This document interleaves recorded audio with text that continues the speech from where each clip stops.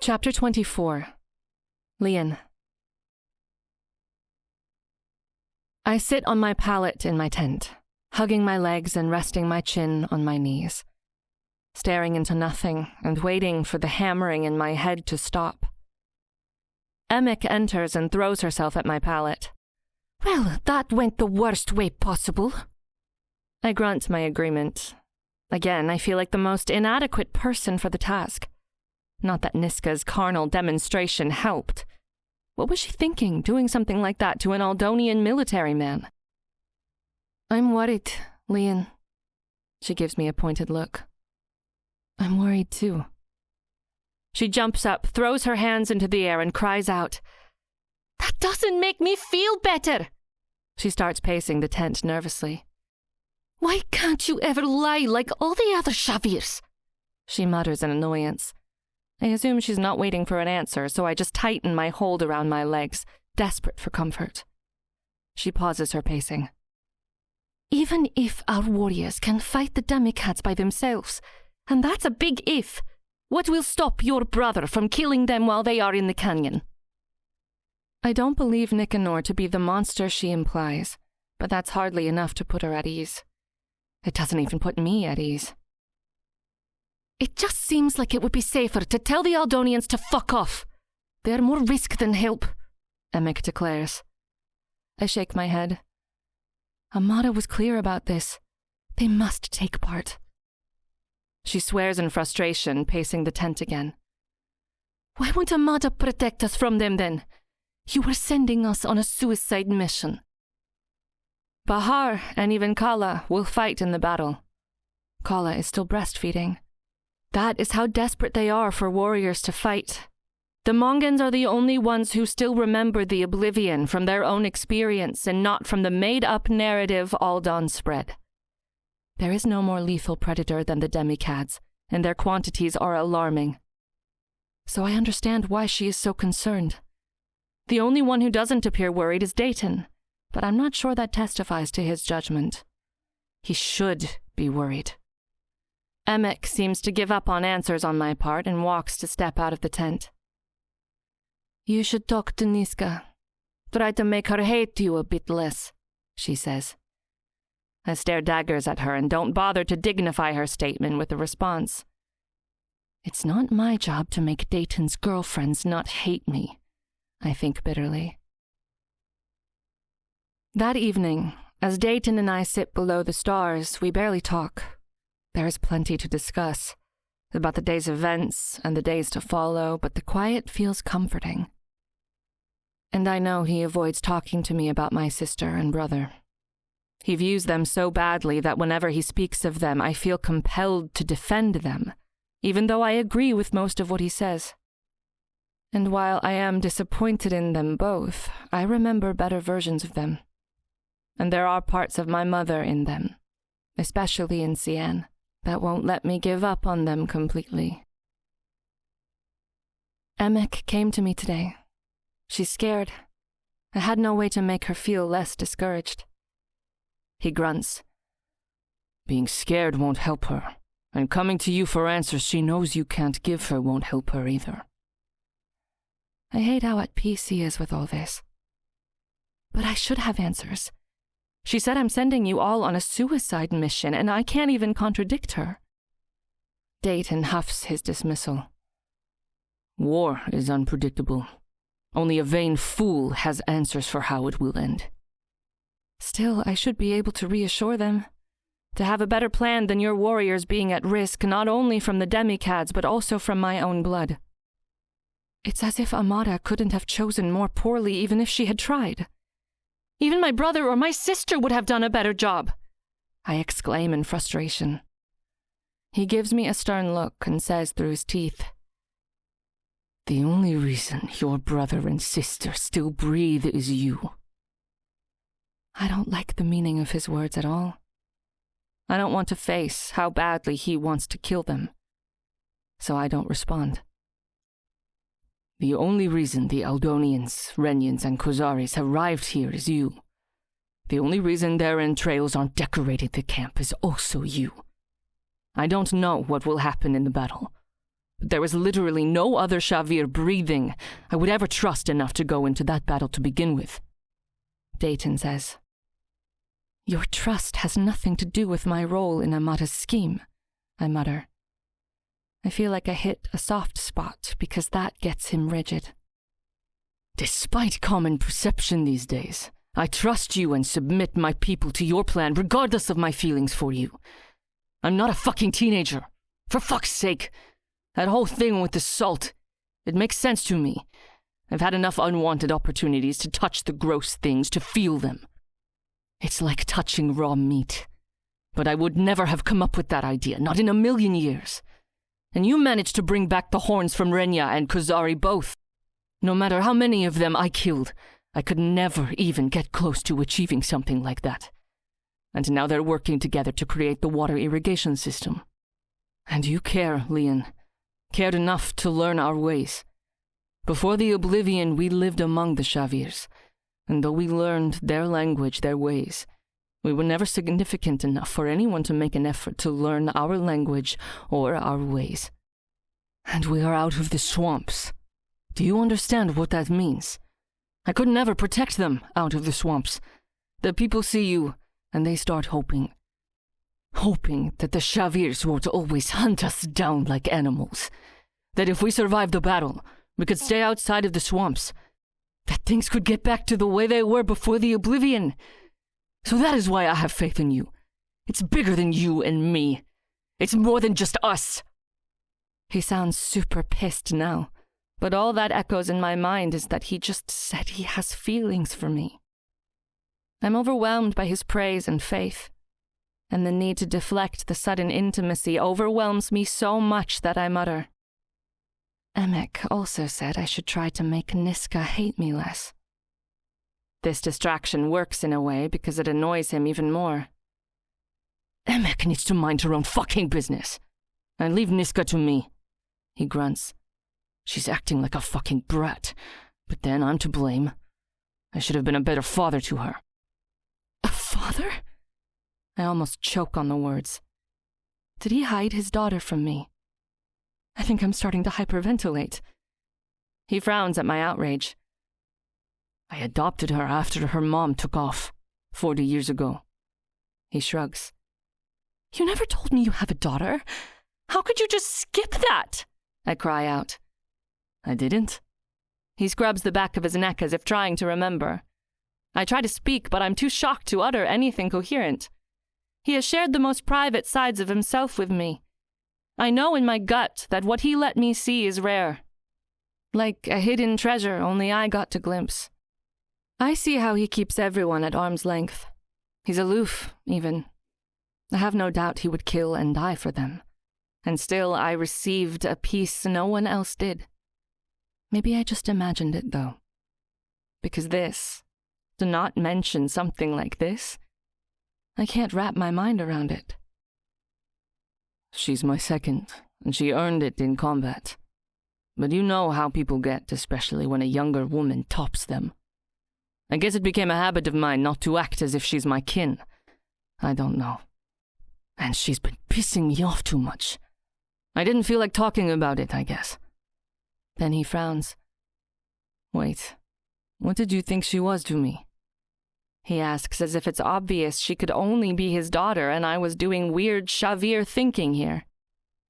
Your lover? I grunt. Even the word makes me sick.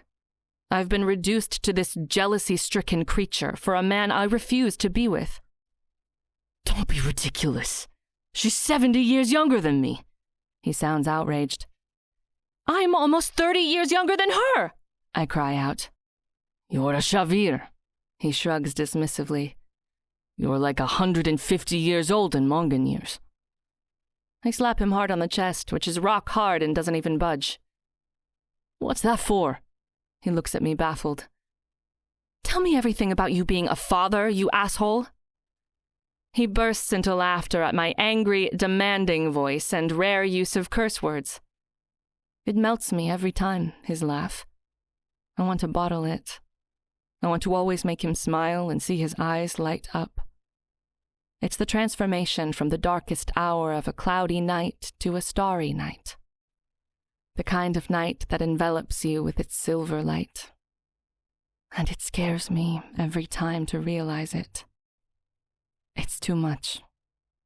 How can I ever rebound when he hurts me again?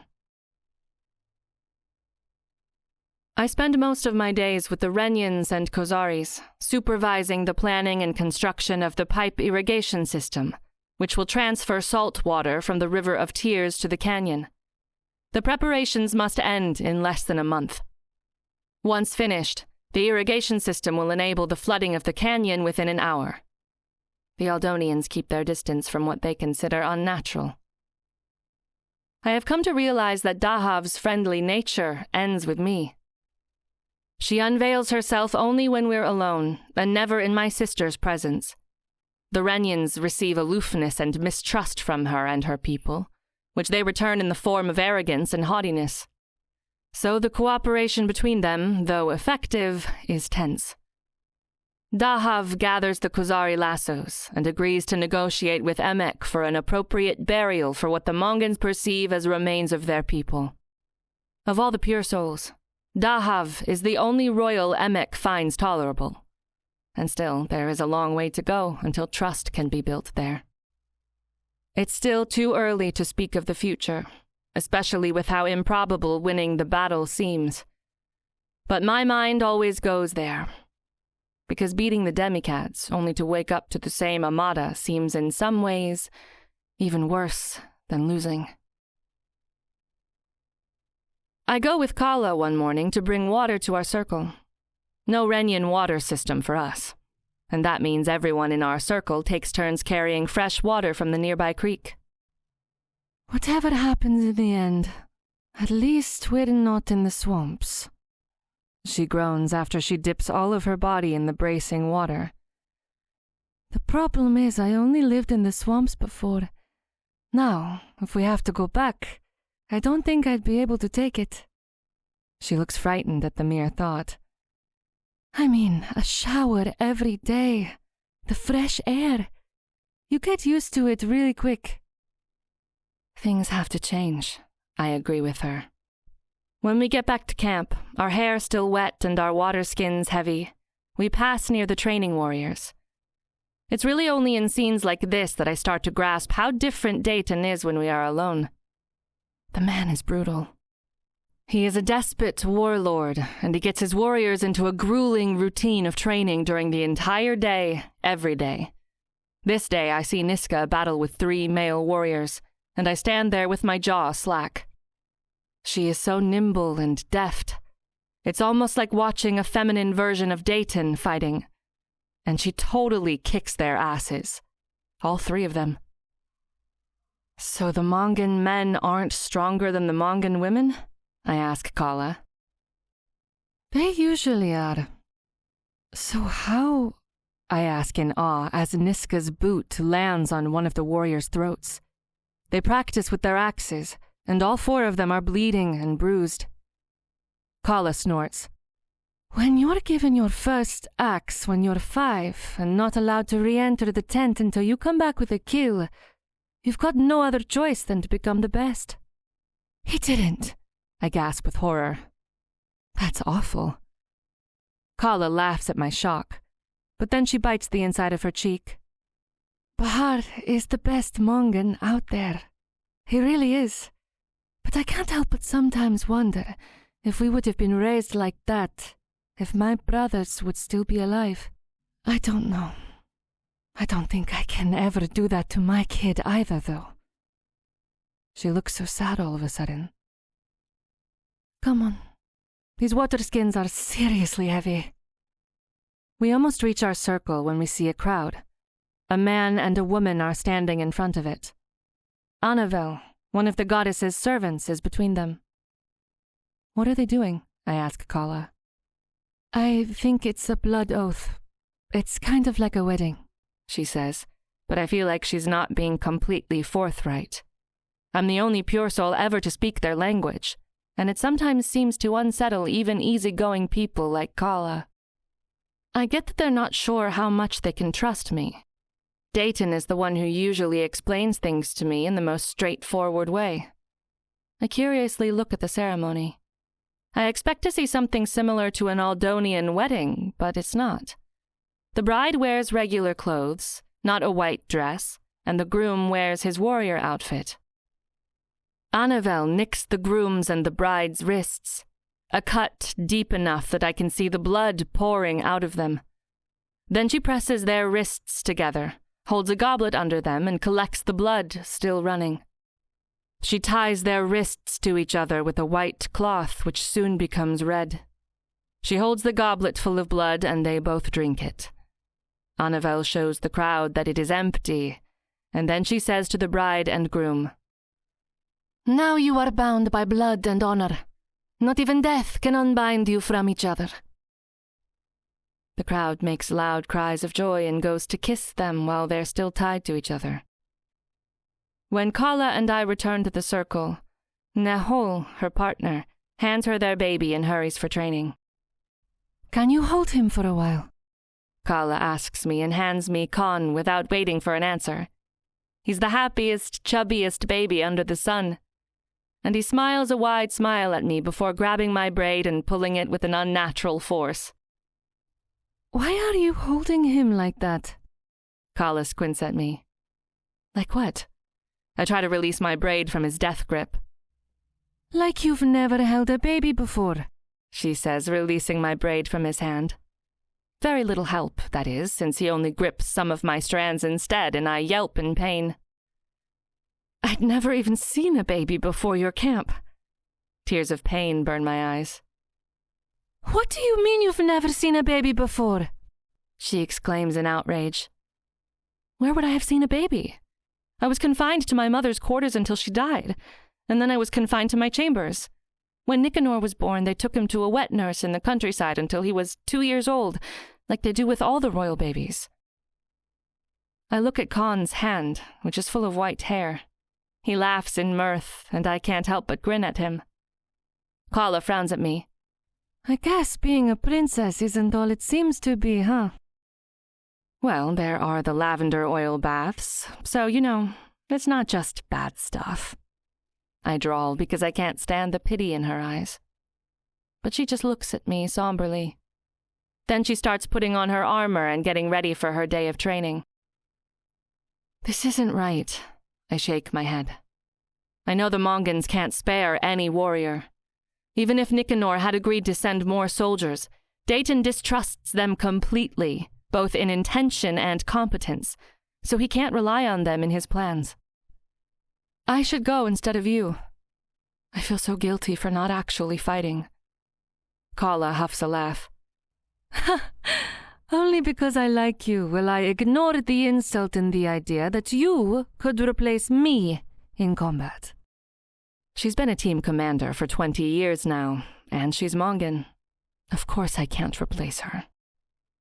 Well, you don't have to be mean about it. I make a face. "Besides, if you go into the battle, all Dayton will do is babysit you." She sniggers at me. Emek and Bahar come out of their tent in our direction. "You ready?" Bahar asks Kala. "Almost." She finishes adjusting her straps. "What are you up to today?" Bahar asks Emek and me. I'm teaching Emek and the rest of the goddess's servants Renyan healing today. I might as well make myself useful. And Khan can help, I say to the baby, now chewing on my sleeve. "I hope you know what you're doing.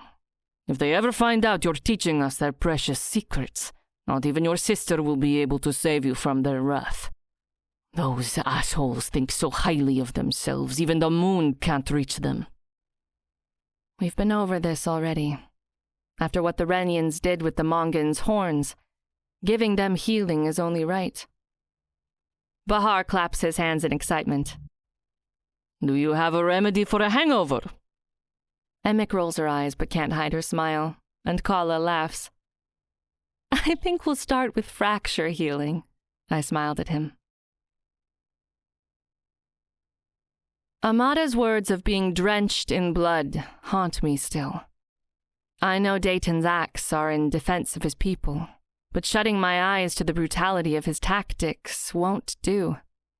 Every day I feel closer to him, and as death blows harder onto the backs of our necks every day, I fear the price his soul will pay in the afterlife. We lie on the ground beneath the stars, close but not touching.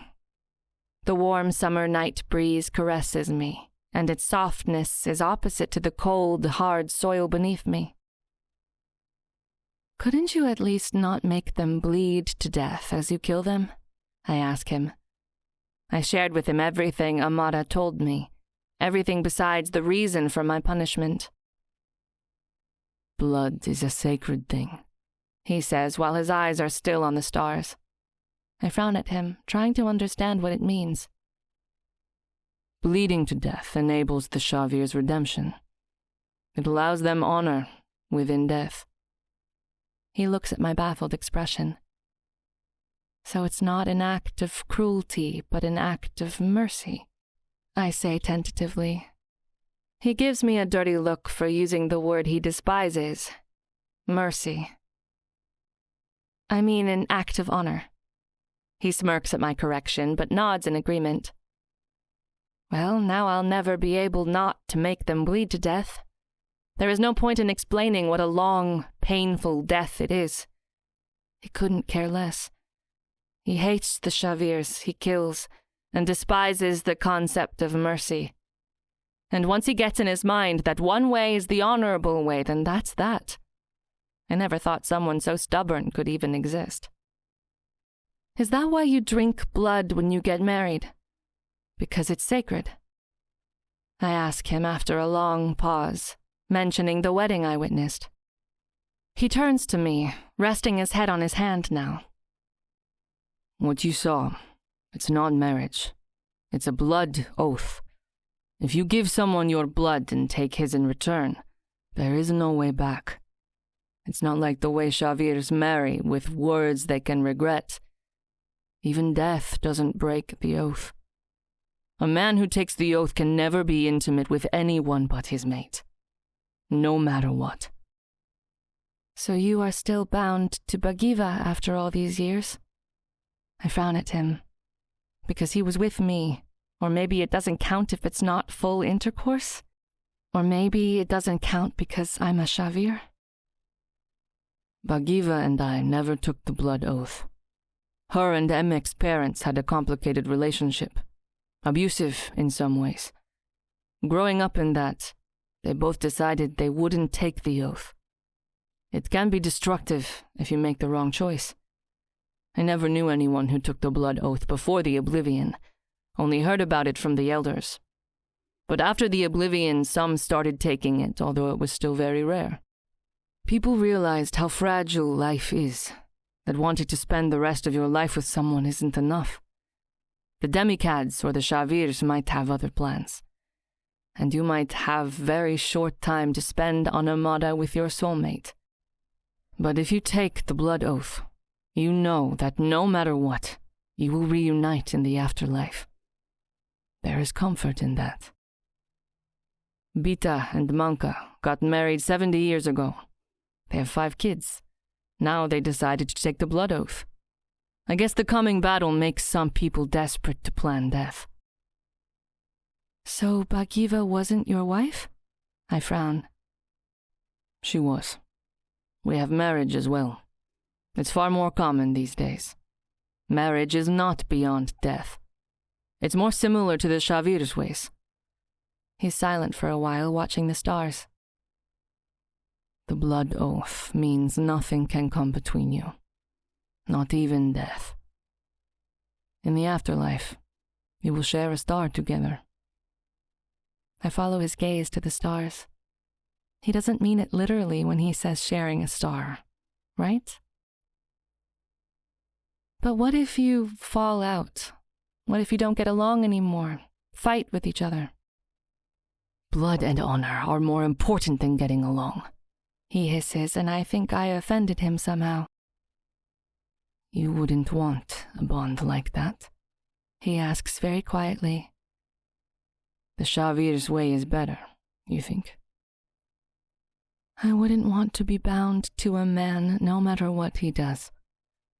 Ashar's monstrous face springs to mind, and it's enough for me to taste bile. My parents' marriage was a catastrophe, no matter how you look at it. And if I had married Ashar...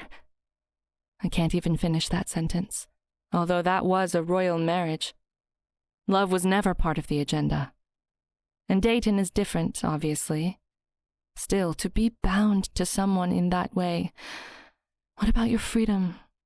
What happens if one day he breaks your heart and you can't move on, even in the afterlife? You think of marriage like a Shavir. He sounds somber. I am a Shavir, I laugh. You are.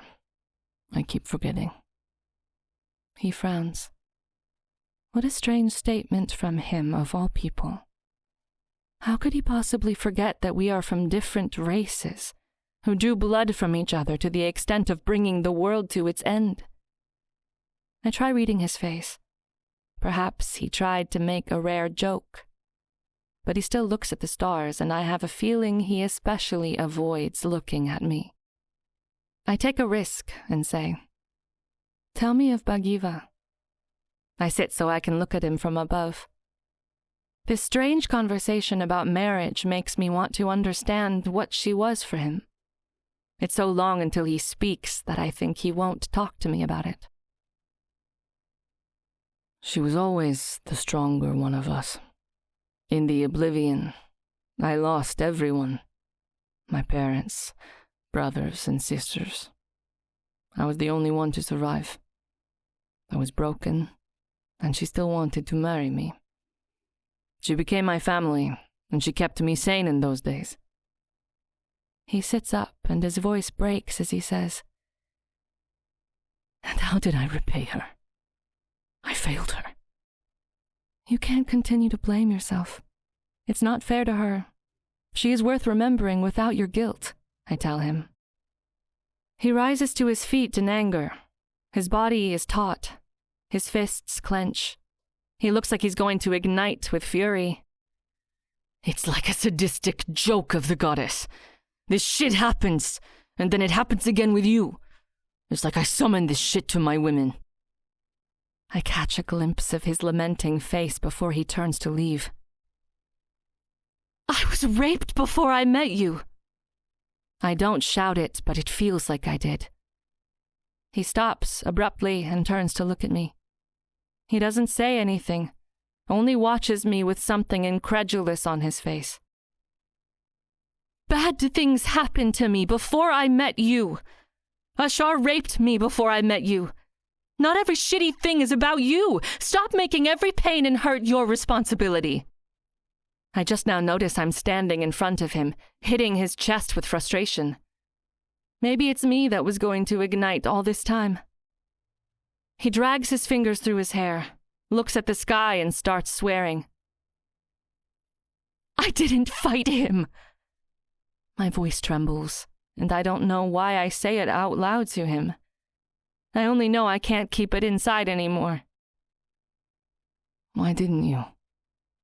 And there is no judgment in his voice. "It's stupid." I shake my head. "It can't be," he says and tucks a strand of hair behind my ear. It's not sexual, yet I shiver at the intimacy of the gesture, especially now that I've uttered my darkest moments to him. "I thought it was the Nematech, but it wasn't, not really. I was so humiliated and shocked, and I wanted..." I struggle with the right words. I feel the tears coming down. The Nematech numbed me, but not enough to stop me from trying to fight Dayton, weakly as that attempt might have been. "I was afraid to disappoint my father." I sniff and wipe my tears with my palm. "I told you it was stupid." I know now that the Nematech numbed me when Ashar came to my tent uninvited, but it was my father's expectations that crushed me. I watched as my guardian curtsied and left the tent instead of demanding him to keep Aldan's honor. I was paralyzed by the thought of what might happen if I fought him off, not that I really stood the chance to succeed. but it could have made him cancel the wedding. So I only begged him to stop, but I think it made him enjoy it more. I was that desperate for my father's approval. I had no one else left. I think, he says while lifting my chin with his fingers, his eyes full of stars and something warm and sweet. You are the smartest person I've ever met, and it's time you take your own advice about pain and guilt. Don't you think I acted in a dishonorable way? I huff, perplexed because I can't understand how all his actions and words are from the same man. I know there is nothing more important than honor to him, even if I'm struggling with his concept of honor. And in all done, what happened to me means I'm repugnant and befouled. If you steal from me, you are the one with no honor, not me. The honor is not lost to you, but to him, Dayton asserts. I have the feeling that a lot of Mongans wouldn't agree with him. I've grown to like them, but I'm not blind to the hardness imprinted in them. In him. The unforgiving way in which they view failure and weakness. I also know no Mongan would risk everything the way he did when he refused to force me. There is power to his words, to his acceptance with no judgment. But there is even more power to my own words. I never thought I would admit out loud to anyone what happened that night. Ashar is dead by my hands, and the dark secret we shared is now dead as well. Also by my hands. And while I'll never get back what I've lost, I feel lighter and freer than ever.